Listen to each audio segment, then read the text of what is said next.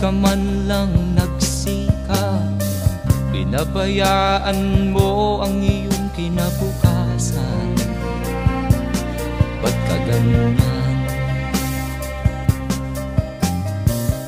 Di naman sila nagkulang, ibinigay ang iyong kailangan. Bakit bumagsak ka sa kalokohan? Nagpabaya ka, lagi kang naglalasing, magulang mo'y di pinapansin. Nais lang naman nila'y sa iyong kabutihan.